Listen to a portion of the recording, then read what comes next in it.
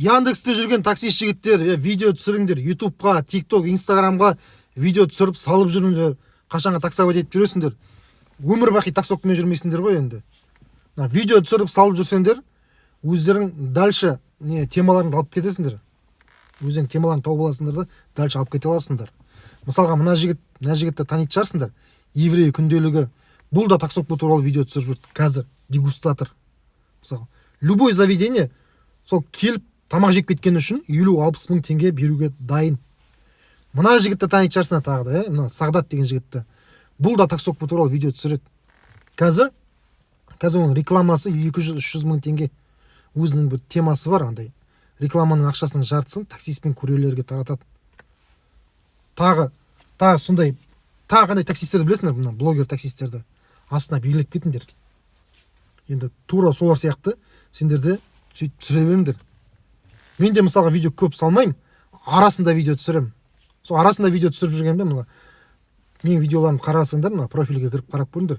Таксовка туралы видеолар жақсы просмотр жинаған ғой. Ал басқа темадағы видеолар, оларда просмотр аз. Сол үшін таксист жігіттерге айтам. TikTok, YouTube жүргізіңдер. Таксовка туралы видеолар TikTok пен YouTube'та жақсы өтеді негізі. Инстаграмда білмеймін енді, бірақ TikTok пен YouTube'та жақсы өтеді.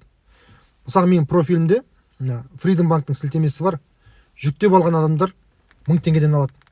И соны мен рекламировать етіп жүрдім, қанша видео түсірдім и нормальный ақша таптым. YouTube каналымда 300 подписчик бар.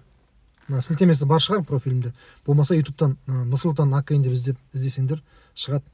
Сонда 300 подписчикпен мен 300 подписчик болса да мен 100 мың теңгеге индрайверге реклама жасадым. 2 видео түсірдім, 10 мыңнан 20 мың просмотр болды. И соған мен 100 мың теңге алдым. Солай сендер де видео түсіріп ақша таба аласыңдар. Болмаса жаңа рекламодательдермен келісе алмаймын дейтін болсаңдар, енді монетизированный аккаунт ашып алыңдар. YouTube'да оңай ғой ашып алу. YouTube'да оңай ашып аласыңдар. Ал TikTok'ты VPN арқылы ашу керек болады. VPN деген жаңа IP адресті өзгертеді. Қалай ашу керек екен YouTube'тан, TikTok'тан көріп алыңдар. Болмаса олай бас қатырғым келмейді дейтін болсаңдар, міне мына жерге номер қалдырам. Осы номерге хабарласып, енді 3-4 мың теңгеге аштырып алыңдар. Соған тоқтамайды TikTok. В общем, TikTok қой, енді TikTok аккаунт қой, соған видео салып жүріңдер. 10 мың подписчик болған кезде ай сайын ақша алып отырасыңдар просмотр үшін. В общем, солай жігіттер. Сөйтіп не істеп видео түсіре беріңдер. TikTok, YouTube видео түсіріп салып жүріңдер. Жақсы.